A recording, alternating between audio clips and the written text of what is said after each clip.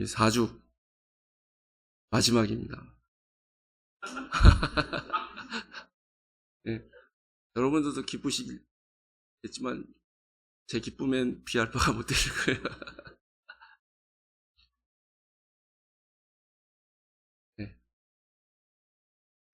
이 4주를 지나면서 확실히 알았어요. 아, 이게 하루에 설교 2편 정말 힘든 일이구나.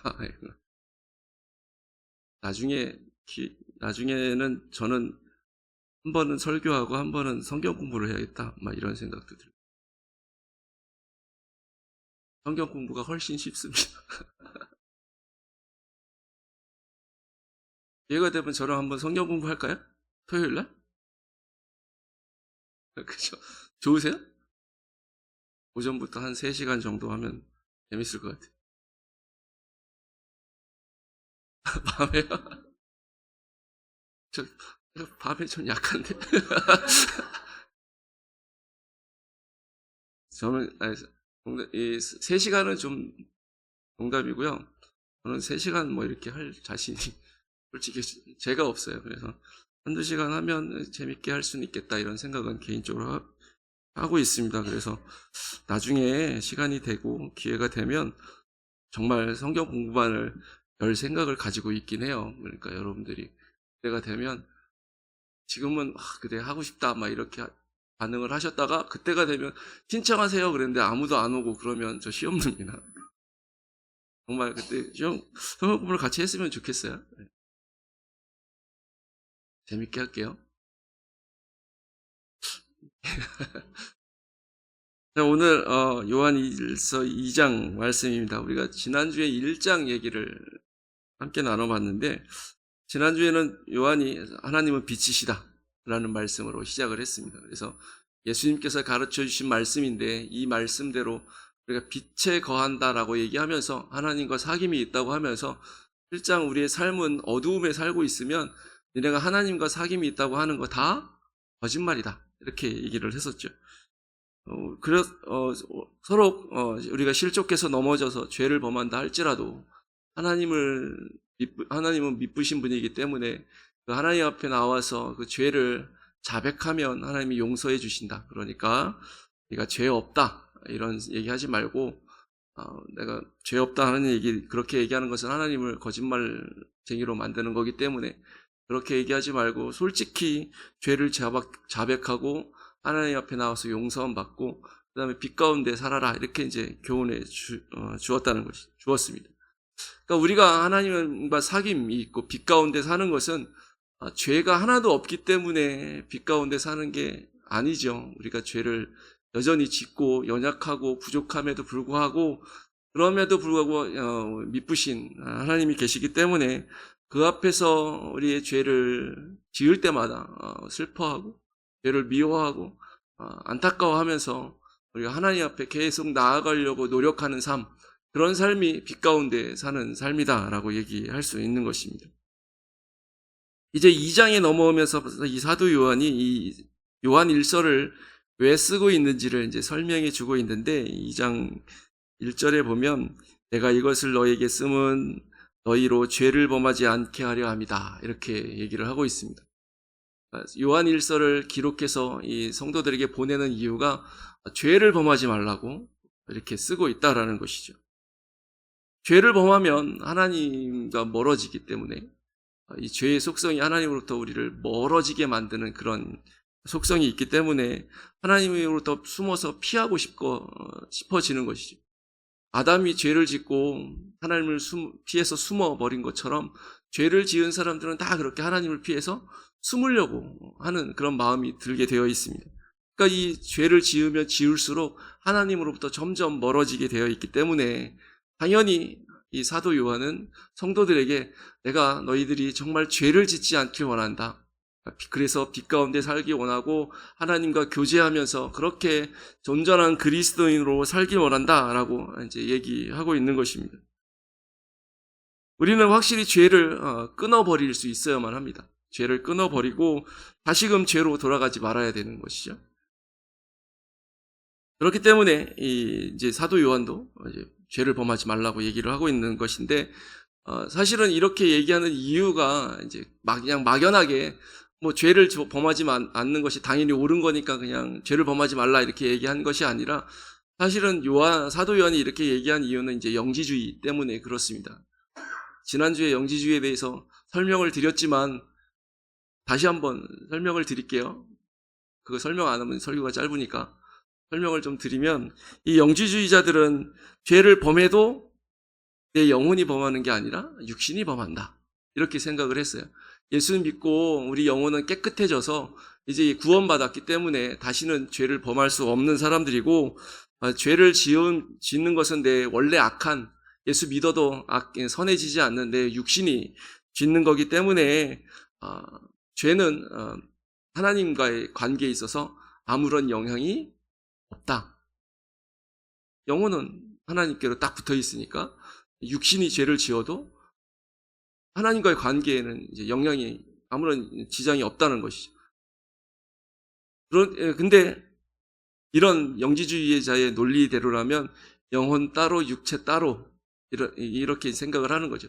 사람이 두 개로 돼 있어서 영혼 따로 육체 따로, 그래서 영혼은 착하고 육신은 나쁘고 영혼은 죄를 안 짓고 육신은 죄를 짓고 뭐 이렇게 생각을 했던 것입니다. 그런데 실상 사람은 물론 영과 혼으로 혹은 영과 혼과 육으로 뭐 이렇게 한 분으로 얘기하기도 하지만 어쨌든 사람은 영과 육체로 되어 있긴 하지만 이게 떨어져 있으면 사람이 아닌 거죠. 죽은 거예요. 그러니까 영혼과 육체가 떨어지면 죽었다 이렇게 얘기하죠. 그건 산 사람이 아닌 것이죠. 그래서 하나님께서는 이 온전한 사람을 구원하시기 위해서 우리에게 부활도 주시는 거예요. 우리가 부활을 안 하면 영혼만 구원을 받으면 그러면 온전한 사람이 구원이 된 게 아니라 그냥 뭔가 좀 반쪽 구원 뭐 이렇게 생각할 수 있기 때문에 하나님은 우리를 온전히 구원하셔야 되니까 영혼도 구원하고 육체도 구원하고 그러니까 우리가 다시 살아나서 영혼과 육신이 만나야 되고 그렇게 온전한 사람으로 구원받기 위해서 부활도 필요한 거거든요. 그러니까 영지주의자들이 말하는 말이 안 되는 거예요. 어떻게 영혼은 죄를 절대로 질 수가 없고 육체만 짓느냐. 요한은 얘기하기를 그런 거 아니다. 그러니까 너희가 죄를 지으면 안 된다는 너희가 육신이 죄를 지으면 영혼도 같이 범죄하는 거다라는 것이죠. 그러면 하나님과의 관계가 다 깨지는 것이고 너희는 영지주의자들 잘못된 신앙을 따르는 사람은 내가 범죄해도 하나님과 상관없이 하나님과의 관계는 아무런 지장이 없어서 여전히 하나님과 사귐이 있고 여전히 빛 가운데 살고 있다라고 얘기하지만 그 사람들의 주장은 잘못됐고 너희가 죄를 범하면 하나님과의 관계도 깨지고 하나님의 그 빛 가운데 살고 있다고 말하는 것 다 거짓말이기 때문에 너희는 죄를 지으면 안 된다라고 얘기를 하는 것이고 그런 것을 알려주기 위해서 지금 이 요한 1서를 쓰고 있다라고 얘기하는 것입니다. 자, 우리는 죄를 지으면 안 돼요.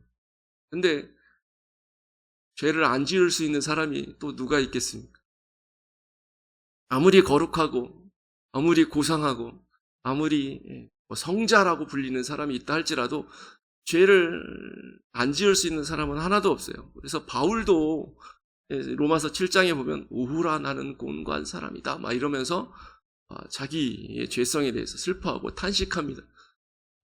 내가 하나님의 법대로 살고 하지만 내 육신에 속해 있는 나는 연약해서 죄를 지을 수밖에 없다라고 솔직하게 고백하고 있다는 것이죠. 그러니까 이 세상에 있는 누구도 죄를 그러니까 죄를 짓지 않을 수 있는 능력이 있는 사람이 없어요. 죄를 지을 수밖에 없고 죄에서 벗어나려면 죽어야 됩니다. 죽을 때까지 우리는 죄를 벗어날 수가 없어요. 그러면 이 죄를 질 때마다 하나님으로부터 멀어지는 것이고 죄를 질 때마다 하나님의 사귐에 문제가 있고 죄를 질 때마다 빛 가운데 사는 삶에 문제가 있으니까 그러면 우리의 삶은 정말 힘들겠네 이렇게 생각될 수 있는데 그러나 우리에게 소망이 있는 것은 우리에게는 대언자가 있기 때문에 소망이 있습니다. 오늘 우리가 읽은 말씀 1절의 말씀에 만일 누구든지 죄를 범하면 하나님 아버지 앞에서 우리에게 대언자가 있으니 곧 의로우신 예수 그리스도시다 라고 말씀해 주고 있습니다. 이 대언자라는 말은 제가 헬라어 공부를 사실 잘 못했는데 파라클레토스라는 헬라어 단어입니다. 갑자기 생각나는데 제가 재밌는 얘기 하나 해드릴까요? 설교하고 전혀 상관없는 건데 설교가 좀 짧아서 해도 될까요? 하지 말까요? 제가 신학대학교 1학년 마치고 군대를 갔다 왔거든요. 복학을 했더니 또 이제 복학을 해서 헬라어를 또 배워야 됐어요. 근데 헬라어 수업에 들어갔는데 이 군대 갔다 오고 나니까 뭐가 뭔지 하나도 모르겠는 거예요. 수업을 하는데 그런데 첫째 시간 수업을 듣고 둘째 시간에 무슨 일이 있어서 헬라어 수업 시간에 빠졌어요. 세 번째 시간에 딱 들어갔더니 분명히 같이 있어야 되는 같이 복학한 내 친구들이 한 명도 없는 거예요. 얘네들 다 어디 갔나? 그랬더니 알고 봤더니 교수님이 두 번째 시간에 내가 빠진 시간에 뭐라고 얘기하셨냐면 야, 군대에서 복학한 친구들 잘 못 따라오겠으면 내가 반을 하나 새로 만들게. 근데 대신 너네들은 제일 잘 봐도 E 플러스다. 기초부터 다시 해야 되니까. 그러니까 잘 모르겠으면 글로 와. 여기 못 따라가고 여기 앉아있지 말고. 이렇게 얘기한 거예요. 그 친구들이 다 그쪽으로 가면서 나한테 얘기를 안 해주고 가고. 그래서 나는 세 번째 시간에 그 수업에 딱 들어갔더니 제 친구들은 하나도 없고 못 알아듣는 수업 한 학기 동안 이렇게 열심히 그냥 꼭 참고 수업을 들었거든요. 그리고 의무적으로 저희는 2학년까지만 수업을 들으면 3학년 때부터는 헬라어를 안 들어도 돼요. 제가 3학년 때부터는 헬라어를 안 들었어요. 그래서 헬라어를 결론이 뭐냐, 헬라어를 잘 못해요. 겨우 읽을 줄만 알지 솔직히 헬라어는 잘 못해요.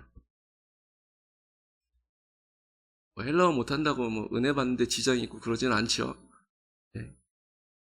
근데 이 대언자라는 말이 잘 못하는 헬라어로 다시 말씀드리면 파라클레토스라는 단어거든요.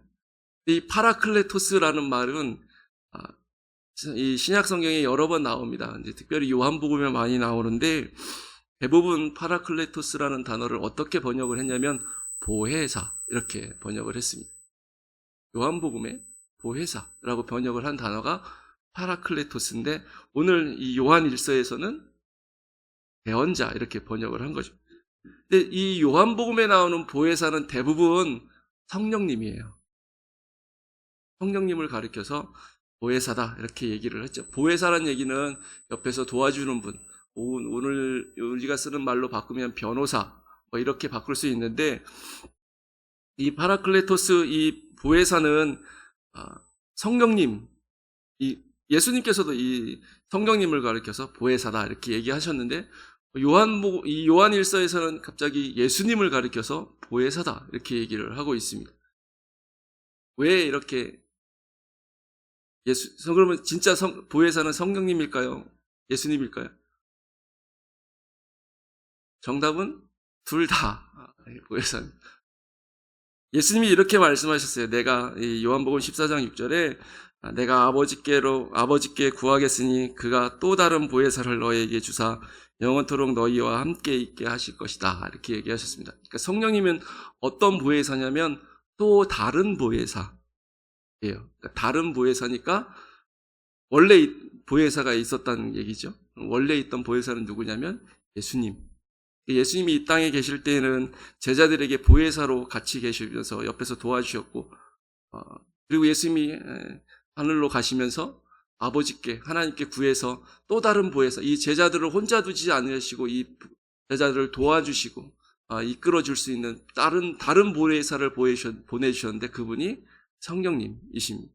그리고 예수님이 하늘에 올라가셔서 승천하셔서 보혜사의 그 직을 그만두셨느냐? 그게 아니라 지금도 여전히 우리가 신앙 고백하듯이 하나님 우편에 앉아 계셔서 그곳에서 우리를 위해서 중보하시고 우리를 도와주시는 보혜사로 여전히 활동하고 계십니다. 그래서 오늘 요한 1서에서는 우리에게 이 대언자, 보혜사가 계신데 그분이 예수 그리스도다라고 얘기를 해주시는 거죠. 이 예수님이 우리의 보혜사가 되실 수 있었던 결정적인 이유는 무엇이냐면 예수님이 우리의 화목제물이 되어 주셨기 때문이다라고 얘기합니다. 화목제물이 되어 주셨다는 얘기는 우리를 위해서 십자가를 지셨다는 얘기죠. 십자가에서 우리의 죄를 대신 담당해 주시고, 우리가 죄를 지을 때마다 그 십자가에서 죄를 담당해 주신 예수님께서 그 십자가의 보혈을 하나님 앞에 내놓으시면서 말씀하시면서 저 사람의 죄를 대신해서 내가 십자가에서 죽었습니다. 그러니까 저 사람의 죄를 용서해 주셔야 됩니다. 이렇게 이제 말씀을 하시는 거죠.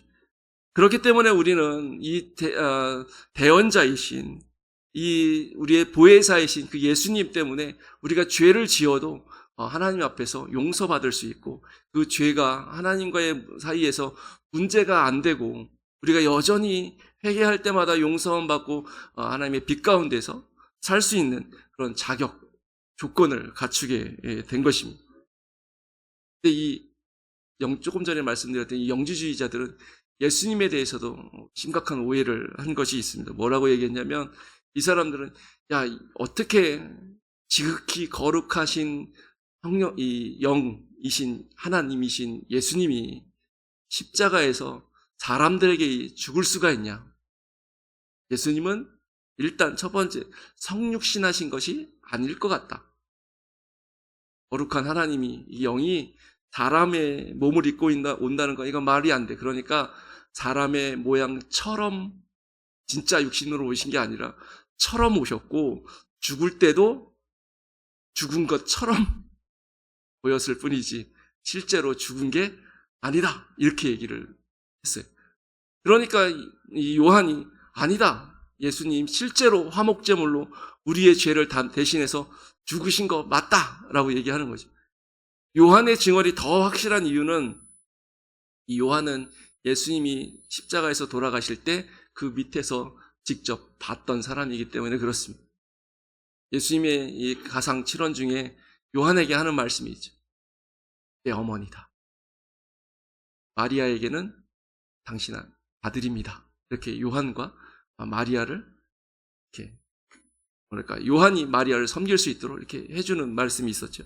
그러니까 요한은 밑에서 예수님이 운명하시는 것을 직접 본 사람이에요. 그래서 이 본 사람이 신이 증언하기를 예수님은 우리의 화목제물로 십자가에서 죽으신 것이 확실하다.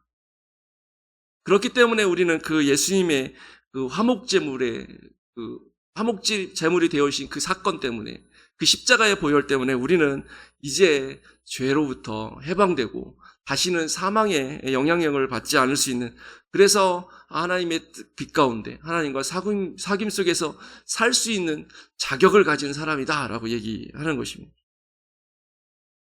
자, 이제 우리는 예수님의 이 십자가의 은혜로 죄와 사망에서 해방됐습니다. 이제 마음대로 살아도 될까요?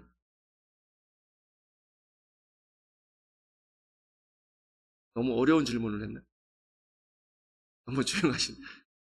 자, 우리는 예수님께서 십자가를 지어주심으로 죄와 사망에서 해방됐어요. 자유하게 됐어요.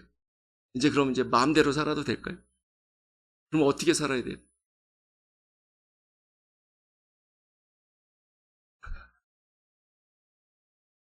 맞아요. 박정희 대통령이 어릴 때 주일학교를 다녀서 이제 예수 믿고 잘 살아보세 이러면서 새마을 운동을 했단 말이죠. 잘 살아야 돼요.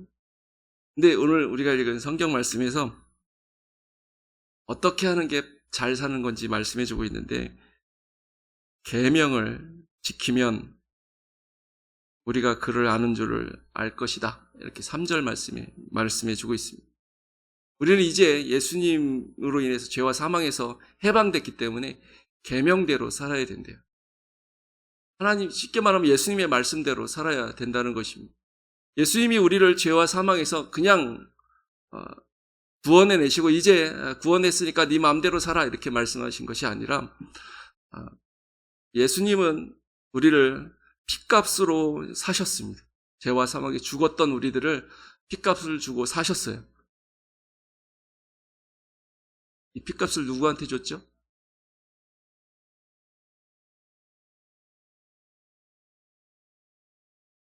조용하시네. 그 정답을 말씀하신 것 같은데. 하나님. 이거 잘못 배운 사람들은 이거 죄와 사망의 그 대가니까 마귀한테 예수님이 값을 지불하셨다 이렇게 생각하는 사람들도 가끔 있는데 아니에요. 왜냐하면 우리는 누구한테 죄를 졌냐면 하나님께 죄를 진 거기 때문에 이 값을 하나님께 지불하는 거예요. 하나님이 심판하시는 거잖아요. 하나님께서 이제 심판을 하지 말아 주십시오라고 값을 지불한 거니까, 그렇죠. 당연히 하나님께 해야 되죠. 마귀한테 줄 이유가 없습니다. 하나님께 지불하고 사셨는데, 사셨다 이렇게 표현하고 있어요. 사셨기 때문에 우리는 이제 예수 그리스도의 소유예요. 예수님 거예요. 남편 거 아니고요. 아내 거 아니고요. 예수님 겁니다.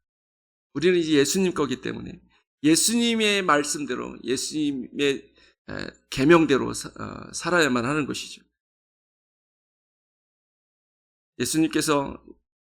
그래서 예수님의 계명을 지키며 사는 것은 하나님의 백성으로 사는 것과 똑같은 의미이고, 하나님의 빛 가운데 산다는 의미와 똑같은 의미이고, 하나님과 사귐이 있다는 의미하고 똑같은 의미예요.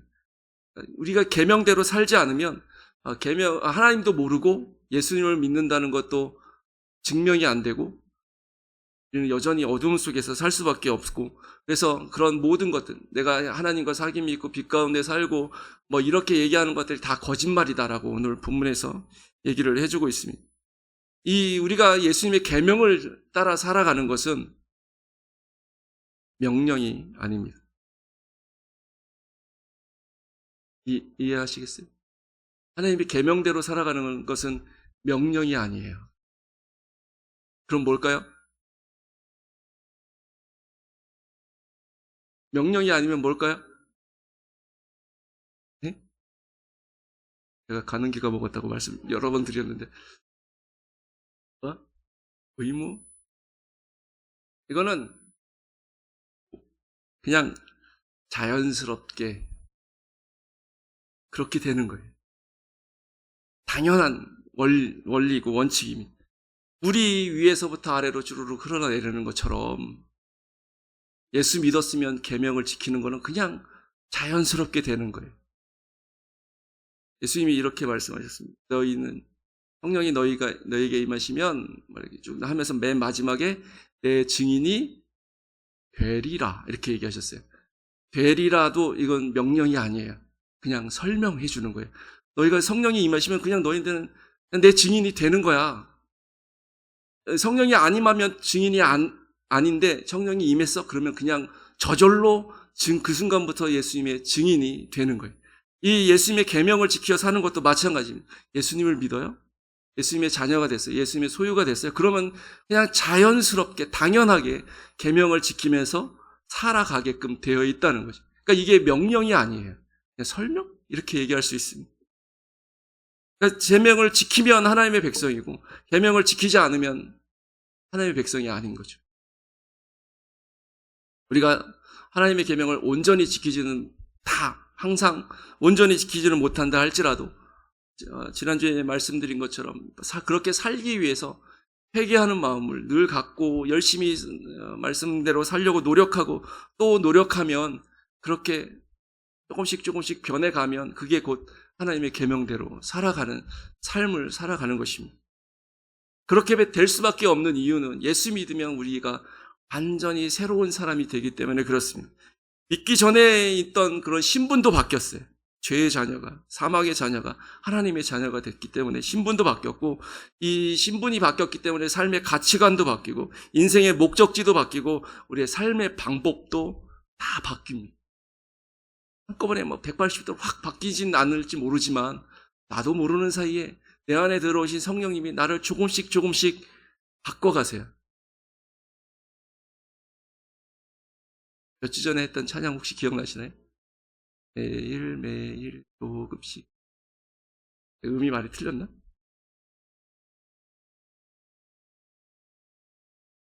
예전 알던 그 사람 이런 찬양이 있었던 거예요. 우리는 예전에 알던 그 사람 아닙니다. 예수 믿었으면 완전히 새로운 사람이 된 거예요. 말 그대로 거지가 하루아침에 왕자와 공주로 바뀐 거예요. 근데 그렇게 신분이 완전히 바뀌었는데 여전히 거지의 삶을 살고 있으면 어떡하겠습니까? 이럴 수나 없는 거죠. 우리가 그리스도를 알아가고 그리스도를 알고 예수를 믿게 됐으면 완전히 새로워졌기 때문에, 그 새로운 피조물이 됐기 때문에 거기에 합당한 새로운 삶을 그냥 살아가기, 자연적으로 그렇게 살아가기 시작하게 됩니다. 그게 바로 예수님의 계명을 따라서 살아가기 시작하는 것이죠. 그래서 예수님의 계명을 지킨다는 말은 우리에게 좀 쉽게 적용한다면 새롭게 살아간다는 것이, 변화된 삶을 살아간다는 것이고, 매일매일 예수님을 닮아서 예수님께로 가까이, 하나님께로 가까이 그렇게 가는 믿음의 삶을 살아가기 시작하는 거죠. 교회에서만 신앙생활하는 게 아니라 우리의 삶 속에서도 예수님 닮아서 예수님 가까이 그렇게 살아가는 거예요.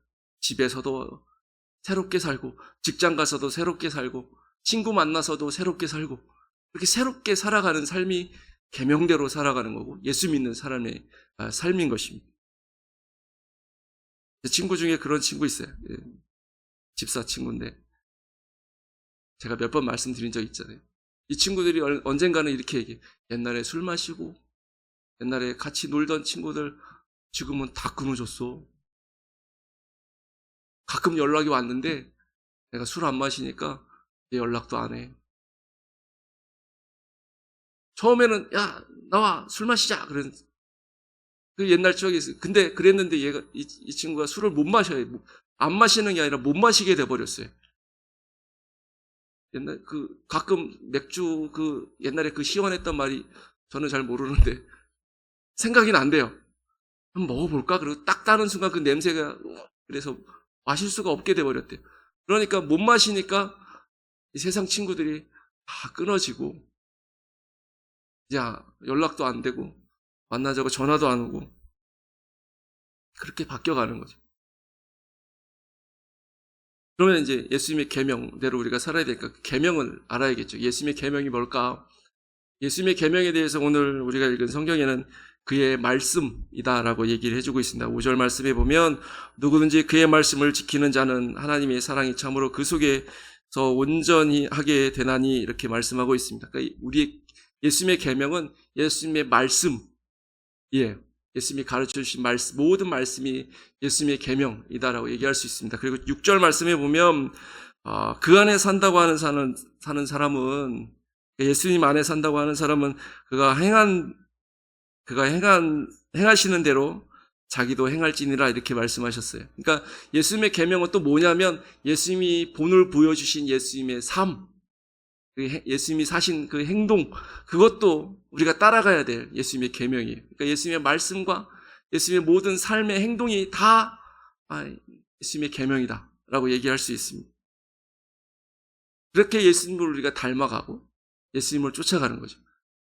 하지만 너무 광범위하니까 그 중에서 하나를 좀 뽑아본다면 예수님이 주신 새 계명이 있습니다.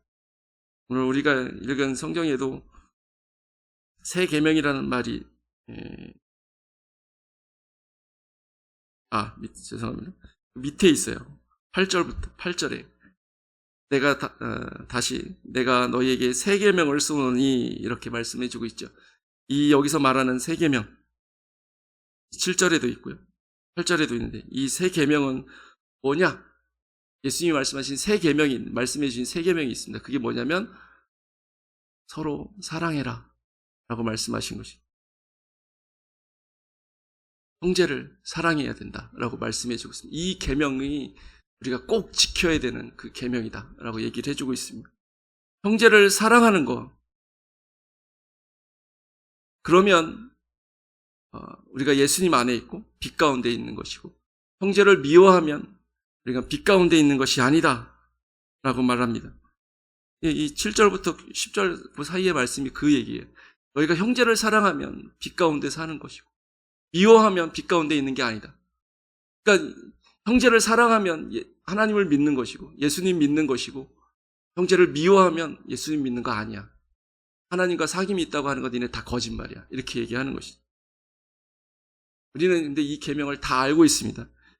이 요한이 얘기한 것처럼 7절에서 얘기하는 것처럼 이거 새로운 거 아니고 이미 다 알고 있는 거예요.